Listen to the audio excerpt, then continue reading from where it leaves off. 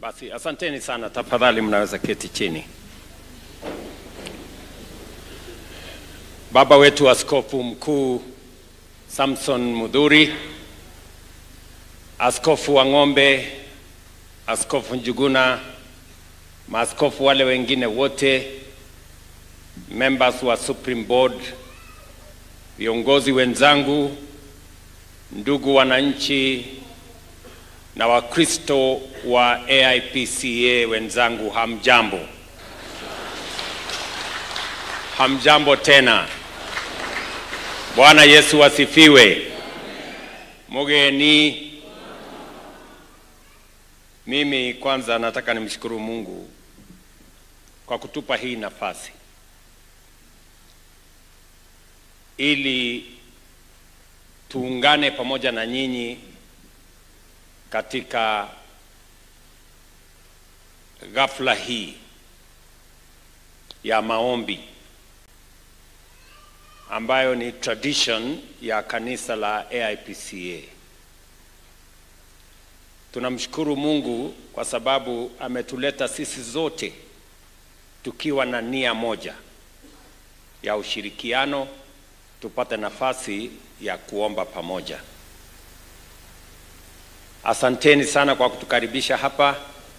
Kama vile Askofu Mkuu alivyosema, tulikuwa na mkutano mapema wiki hii kwa ajili ya kupanga hii sherehe, na nimepata ushirika na urafiki na kanisa la AIPCA kwa muda mrefu. Mungu amenijalia kwa sababu kanisa hili la AIPCA, niko na sababu mbili ya kuungana pamoja na nyinyi. Ya kwanza ni urafiki ambayo nimepata neema ya kupata marafiki wengi katika kanisa hii. Na urafiki huo umetusaidia na tuko na faida kubwa ya urafiki huo.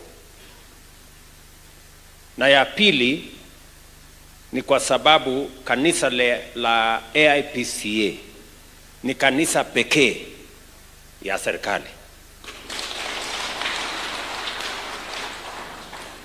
Hakuna kanisa ingine ambayo ilipigania uhuru kuzidi hii ya AIPCA. So this is the independent church. Na kwa sababu ya mchango wenu kwa kupatikana kwa uhuru wa taifa letu la Kenya, muliamua kama kanisa ya kwamba hii kanisa itakuwa ni kanisa ya serikali. So kwa sababu mimi ndio kiongozi wa serikali na hii ndio kanisa ya serikali,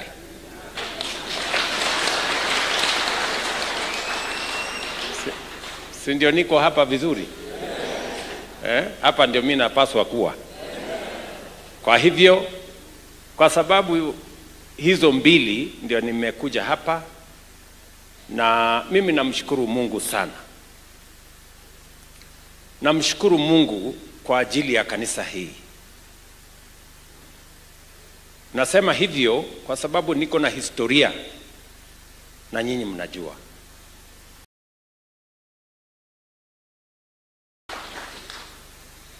Nataka niwashukuru wazee waliotangulia kama Archbishop Njoroge hapa na wale waliotutangulia, na hasa zaidi maaskofu hao watatu. Wakati tulienda kumwona Rais Mheshimiwa Uhuru Kenyatta wakati huo kwa ajili ya kuunganisha kanisa hii, hawa viongozi walituheshimu, wakamheshimu Mungu, na mambo yakaenda vizuri. Na mimi nawaeleza nyinyi kama viongozi, mliotusaidia tukaleta umoja katika kanisa la AIPCA. Na wakumbusha maneno ya Mungu kwa Mathayo 5:9 inayosema heri wapatanishi. Blessed are the peacemakers. Wale wanatengeneza amani wamebarikiwa, ndio wataitwa wana wa Mungu. So to all of you who made a contribution to the unity of this church, to the peace in AIPCA, God in his own way will reward you. Na kwa sababu ya umoja ambayo tumeona katika kanisa la AIPCA, Mungu ametujalia hatua baada nyingine. Tunaona AIPCA ikisonga mbele. Sasa tuko na archdiocese 3. Hiyo ni hatua ya kusonga mbele. Hata sisi wa Central na kule Western hatukuwa na ofisi. Mungu ametujalia tumejenga ofisi hapo Kirinyaga. Na karibu hata nilituma my deputy huko kwenda kutusaidia, nikamwambia enda utusaidie na huyu askofu wa Ng'ombe. So tunaona baraka ya umoja. Hatukuwa na shule ya teknolojia ya theolojia. Sasa mmesikia tumepatiwa mtaratara na askofu wetu mkuu vile inaendelea. Na kwa mapenzi ya Mungu kabla ya mwisho wa mwaka huu itakuwa imekamilika.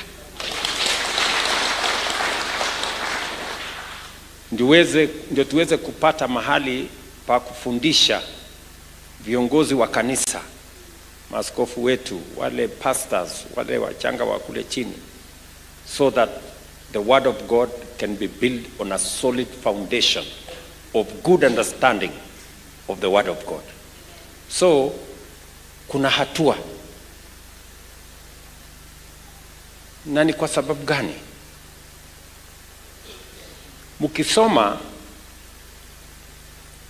Zaburi, Psalms 133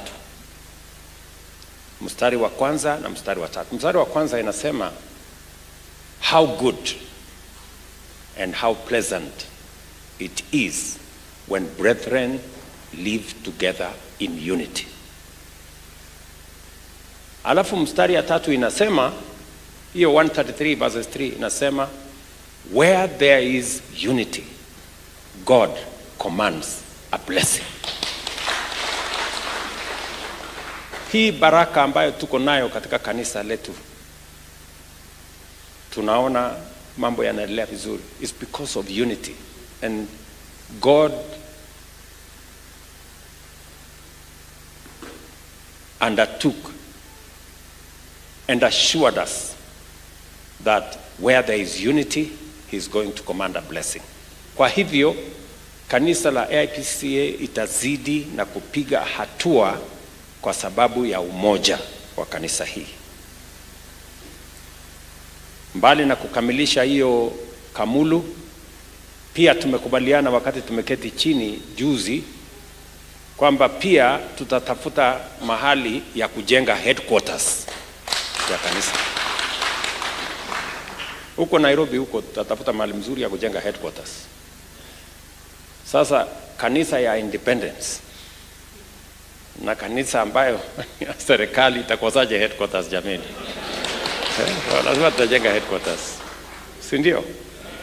So na tutashirikiana, na mimi nawashukuru mmekaribisha deputy wangu pia akuwe mwanachama. Sasa najua kwa sababu wewe ndio naibu wangu katika kuongoza serikali, hii ndio kanisa ya serikali, so vile umesema mwenyewe hakuna option, sasa unandamana tu hapo ndani, si ndio? So tuendelee namna hiyo na Mungu atatujalia.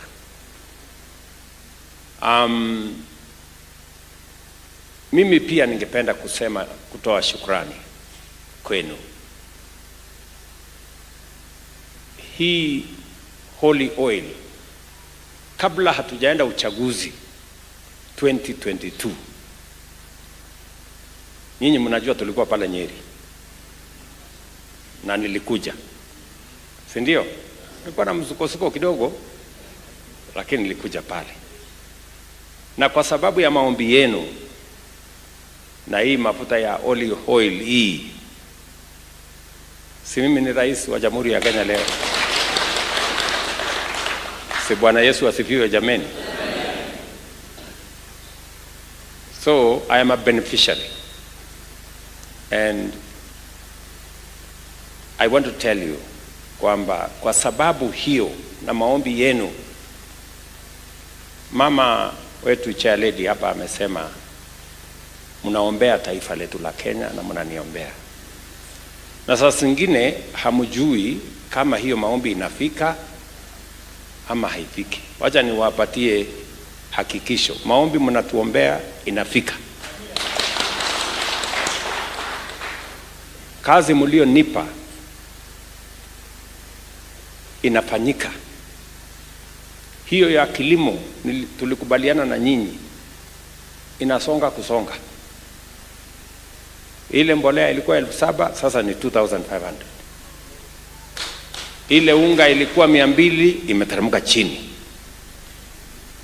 Kahawa, bei ya kahawa mnajua, hata nyinyi watu wa Meru mnajua bei ya kahawa. Ilikuwa 40, 50, saa hii iko 100 kwenda mbele. Bei ya chai imepanda juu. Sukari huko Western Kenya tutawacha hata kuagiza sukari. Kazi hiyo nimeona baraka ya Mungu katika kazi mlinionipatia. Tunaelewana jameni? Kazi hiyo ya masomo ya watoto wetu, tulikuwa na changamoto kubwa ya CBC, walimu hawako wa kutosha. Mungu ametujalia, tumeajiri the largest number of teachers, 76,000 teachers in 2 years. Mungu ni wa ajabu.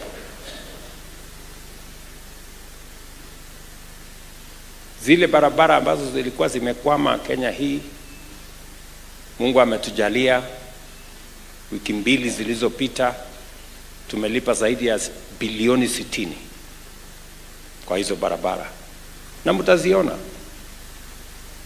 Mungu ametujalia. So mimi nataka tu niwahakikishie hiyo kazi mlionipatia kwa maombi yenu na kwa kura zenu, mimi nitafanya na bidii na kujitolea, na itafanyika, na tutamwaibisha shetani. I promise you. Sikuwa na wasiwasi. Mimi nataka niwaulize katika maombi haya ya leo, kuna mahali nataka usaidizi kutoka kwenu.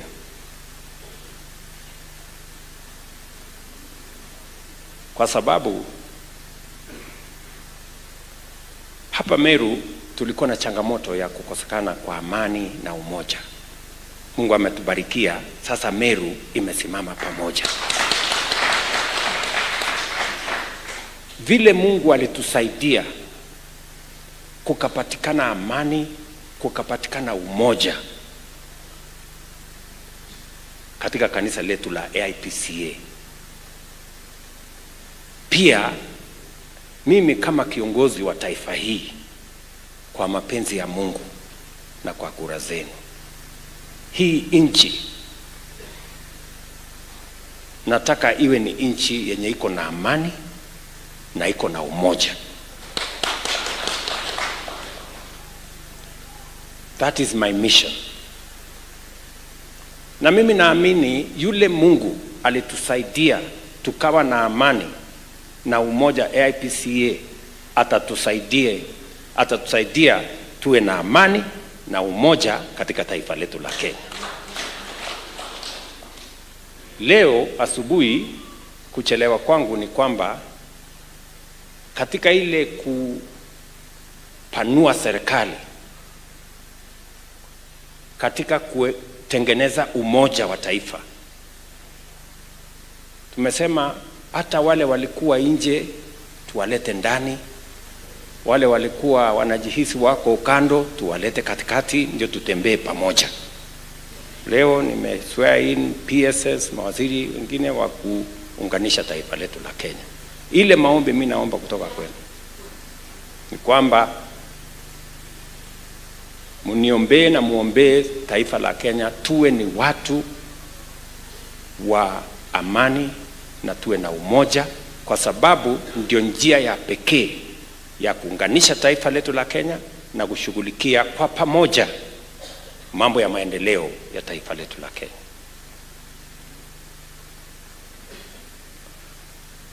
Askofu Mudhuri, wewe ndio kiongozi wetu wa kanisa hii na mimi ni memba wa hii kanisa.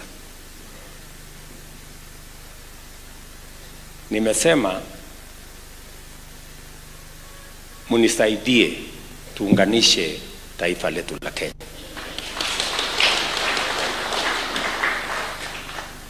Sijui kama mmekubali mtanisaidia kuunganisha taifa letu la Kenya. Mmekubali tuunganishe Kenya? Mtatuombea Kenya iwe moja, ndio tuweze kupiga hatua ya kwenda mbele pamoja. That is my mission. Na whatever it takes, mimi kama kiongozi wa taifa hii tafanya bidii niunganishe taifa letu la Kenya na tufanye mambo ambayo yatabadilisha maisha ya wananchi wote wa taifa hii. Nasikizeni, nilisema juzi nikiwa hapa Meru, serikali ya Kenya ni pana. Sio lazima mtu mmoja aondoke ni mwingine apate nafasi. Hapana, sote tunaweza kupata nafasi kwa hii serikali. Na mnaona kila mtu sasa hako hapo ndani. Tuongee tukiwa hapo, maneno namna hiyo, Kenya isonge mbele. So hiyo ndio maombi yangu kwenu, that we unify this country so that, as the Bible tells us, when we become united as a nation, truly God is going to command a blessing upon our nation of Kenya. So tutashirikiana hivyo. Nikimalizia vile gavana wetu amesema maneno ya insecurity hapa, ile na kusihi gavana, please musitengeneze marungu. Hiyo kazi uniwachie mimi, sasa wacha nishughulike na huyu naibu wangu. Tumeshughulika na hiyo kazi sehemu nyingi. Tulikuwa na matatizo kule Lamu, tumetuliza, mambo imeenda chini. Tulikuwa na matatizo kule Pokot, Turkana, Marakwet na kule tumetuliza. Kulikuwa na maneno kule Samburu, tunashughulikia. Hii yenu ya Meru pia nitaishughulikia, na my deputy atawaeleza vile tutasongesha hiyo mambo yale mengine ya maendeleo. Ni vile governor amesema, just this week tumerelease 1.2 billion ya Meru ya wale contractors wenu wa barabara. Nimesema tutajukua jukumu la kuinua ile hospitali yenu ya Meru pale referral liko chini, tunataka tuinue iwe a proper and I have told the necessary people to come and do the inspection so that we know what to do, and all the other things ni vile tulikubaliana wakati nilikuwa hapa. Lakini mbali na hayo yote, bado mimi nakumbuka niko na appointment ya leaders wa Meru ambayo nitapanga mwezi huu wa 5, ndio tukuje tusahihishe mambo yale ambayo yako pale.